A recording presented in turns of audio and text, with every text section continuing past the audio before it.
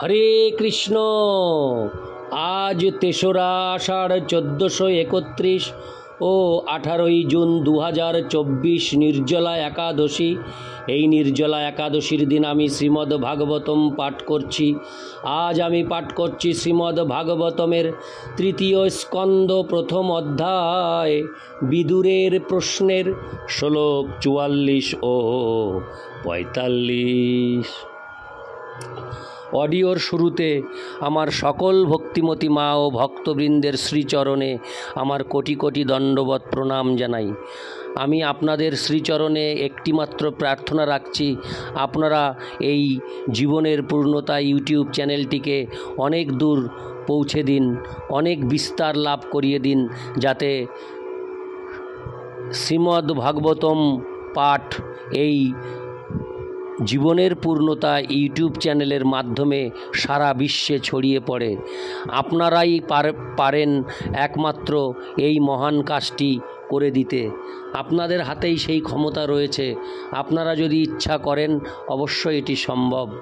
তাই আপনাদের কাছে আমার এই নিবেদন রইল, আপনারা যে যেখান থেকে এই অডিও শ্রবণ করবেন, প্রথম থেকে শেষ পর্যন্ত এই অডিও শ্রবণ করবেন, তাহলে আপনারা এক আধ্যাত্মিক চির আনন্দ উপভোগ করতে পারবেন।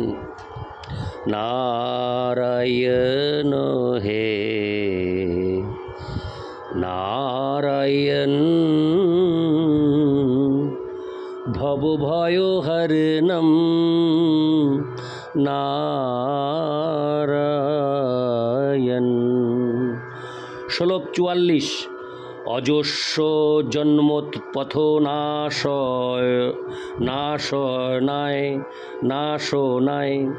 আমি আরেকবার পড়ছি প্রথম থেকে। শ্লোক ৪৪। অজস্র জন্মোৎপথ নাশনায় কর্মাণ্য কর্তুর্গ্রহণায় পুংসাম নন্ননত্থা কোহর্হতি দেহযোগং পরগুণানামুত কর্মতন্ত্রম। অনুবাদ: ভগবান গুণরহিত হওয়া সত্ত্বেও দুর্বৃত্তদের বিনাশের জন্য আবির্ভূত হন। কর্মরহিত হওয়া সত্ত্বেও সকলকে আকর্ষণ করার জন্য তিনি তার লীলাবিলাস সম্পাদন করেন। তা না হলে গুণাতীত পরমেশ্বর ভগবানের এই পৃথিবীতে আসার কি কারণ থাকতে পারে? তাৎপর্য: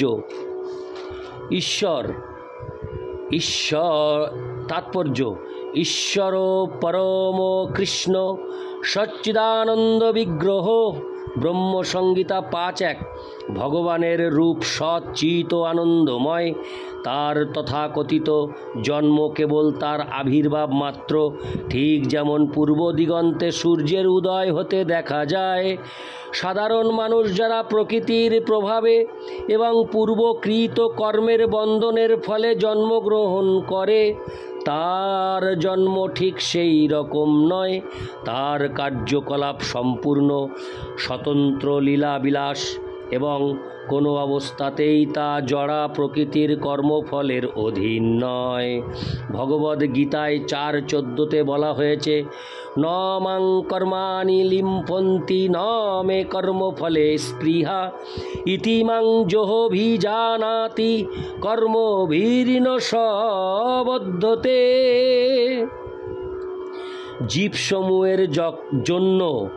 জীবসমূহের জন্য ভগবান যে কর্মের বিধি রচনা করেছেন তা কখনো ভগবানের ক্ষেত্রে প্রযোজ্য হতে পারে না, এবং সাধারণ জীবের মতো কার্যকলাপের দ্বারা নিজের উৎকর্ষ সাধনের কোনো বাসনাও তার নেই।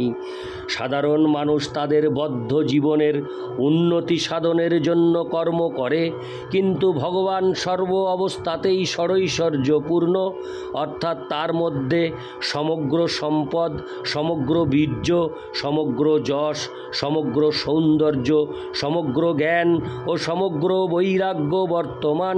তাই তিনি কেন উৎকর্ষ সাধনের ইচ্ছা করবেন? কোনো প্রকার ঐশ্বর্যের মাধ্যমে কেউ তাকে অতিক্রম করতে পারে না এবং তাই তার পক্ষে উৎকর্ষ সাধনের ইচ্ছা নিতান্তই নিরর্থক। ভগবানের কার্যকলাপ এবং সাধারণ জীবের কার্যকলাপের মধ্যে যে পার্থক্য তা সর্বদা বিচারপূর্বক বিবেচনা করা উচিত। তার ফলে ভগবানের অপ্রাকৃত পদমর্যাদা সম্বন্ধে যথাযথ সিদ্ধান্তে উপনীত হওয়া যায়। কেউ যখন ভগবানের দিব্য স্তর সম্বন্ধে যথাযথভাবে অবগত হতে পারে তখন সে ভগবানের ভক্ত হয়ে তৎক্ষণাৎ তার পূর্বকৃত সমস্ত কর্মের ফল থেকে মুক্ত হতে পারে। ব্রহ্মসংহিতায় ৫:৫৪ বলা হয়েছে, কর্মাণি নির্দহতি কিন্তু চ ভক্তি ভাজম।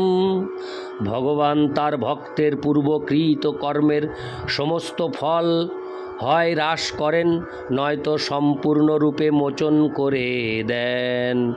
সমস্ত জীবের উচিত ভগবানের কার্যকলাপ অঙ্গীকার করে তা আস্বাদন করা। তার লীলাবিলাসের উদ্দেশ্য হচ্ছে সাধারণ মানুষদের তার প্রতি আকৃষ্ট করানো। ভগবান সর্বদাই তার ভক্তদের অনুগ্রহ করেন এবং তাই ভুক্তিকামী ও মুক্তিকামী সাধারণ মানুষেরা ভক্তদের রক্ষাকর্তা রূপে দর্শন করে তার প্রতি আকৃষ্ট হতে পারে। সকাম কর্মীরা ভগবদ ভক্তি সম্পাদন করার মাধ্যমে তাদের উদ্দেশ্য সাধন করতে পারে, তেমনি মুক্তিকামীরাও তাদের জীবনের উদ্দেশ্য সাধন করতে পারে ভগবৎ সেবার মাধ্যমে। ভক্তরা কখনো তাদের সকাম কর্মফলের বাসনা করেন না অথবা কোনো প্রকার মুক্তির আকাঙ্ক্ষাও করেন না। তারা ভগবানের গিরি গোবর্ধন ধারণ, শৈশবে পুতনাবধ আদি মহিমান্বিত অলৌকিক কার্যকলাপ আস্বাদন করেন। তিনি তার লীলাবিলাস করেন কর্মী, জ্ঞানী ও ভক্ত সকল প্রকার মানুষদেরই আকর্ষণ করার জন্য। যেহেতু তিনি সমস্ত কর্মের নিয়মের অতীত, তাই তার পক্ষে কর্মের বন্ধনে আবদ্ধ সাধারণ বদ্ধ জীবের মতো মায়ার কোনো রূপ পরিগ্রহ করার প্রশ্নই ওঠে না। ভগবান শ্রীকৃষ্ণের আবির্ভাবের গৌণ কারণ হচ্ছে দুষ্কৃতিকারী অসুরদের সংহার করা এবং মূর্খ মানুষদের অর্থহীন নাস্তিক্যবাদ প্রচার বন্ধ করা।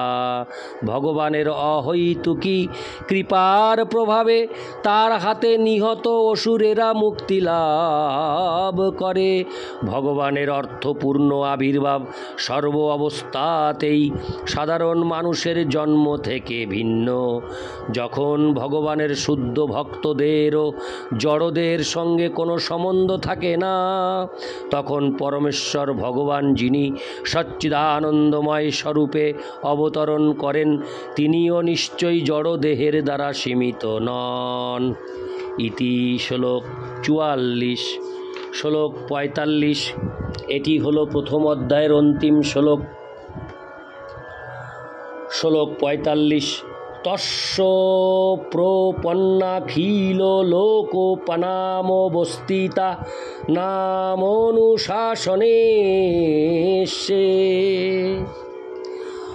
অর্থায় জাতস্য যদুস্য যস্য বার্তাংশকে কীর্তয় তীর্থ কীর্তে। অনুবাদ: হে শকে, তাই দয়া করে সেই ভগবানের মহিমা কীর্তন করো যার মহিমা তীর্থস্থান সমূহে কীর্তিত হয়। তিনি অজ, তবুও ব্রহ্মাণ্ডের সমস্ত শরণাগত শাসকদের প্রতি তার অহৈতুকী কৃপার প্রভাবে তিনি অবতীর্ণ হয়েছেন। তাদের উদ্দেশ্যেই তিনি তার অনন্য ভক্ত যদুদের বংশে আবির্ভূত হয়েছেন।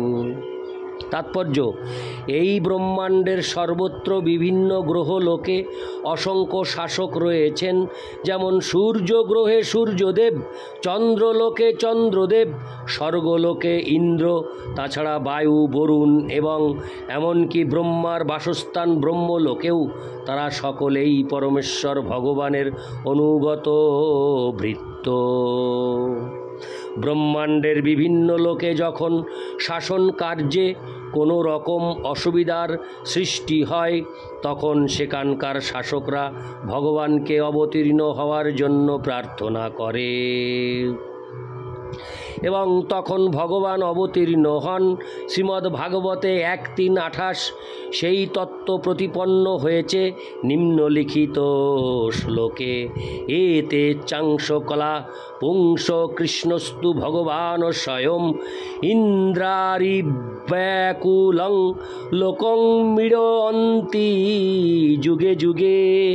প্রত্যেক যুগে যখন অনুগত শাসকদের কোনো রকম অসুবিধা হয়, তখন ভগবান অবতীর্ণ হন। তার শুদ্ধ ভক্তদের জন্যও তিনি অবতরণ করেন। শরণাগত শাসকবর্গ ও শুদ্ধ ভক্তরা সর্বদাই ঐকান্তিকভাবে ভগবানের নিয়ন্ত্রণাধীনে থাকেন এবং তারা কখনো ভগবানের ইচ্ছার বিরুদ্ধাচরণ করেন না। তাই ভগবান সর্বদাই তাদের প্রতি যত্নশীল। হরে কৃষ্ণ।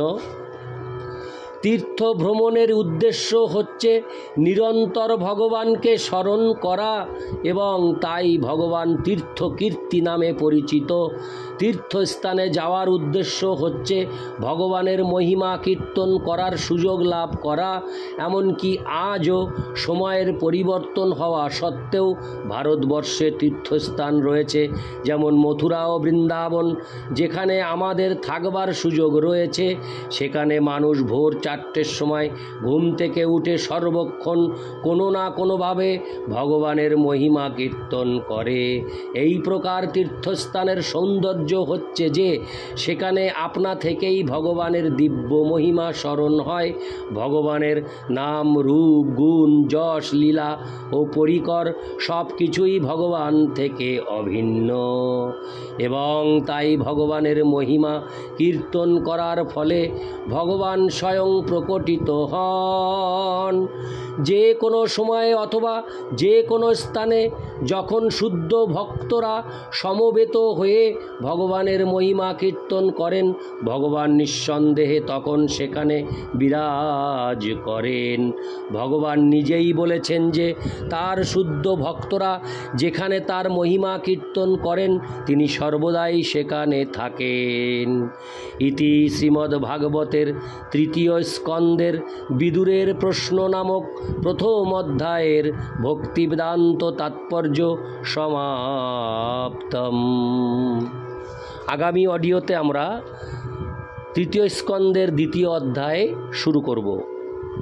ততক্ষণ আমার সকল ভক্তিমতী মা ও ভক্তবৃন্দকে আমি এটুকুই, ভক্তবৃন্দের জন্য ভগবানের কাছে এটুকুই প্রার্থনা করি, আমার সকল ভক্তবৃন্দ ও ভক্তিমতী মা সহ পৃথিবীর সকল মানুষ, জীবকুল সকলেই যেন সুস্থ সুন্দর থাকে।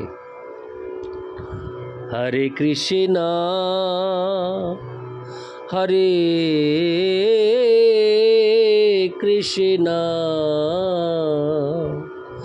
কৃষ্ণ কৃষ্ণ হরে হরে, হরে রাম হরে রাম, রাম রাম হরে হরে।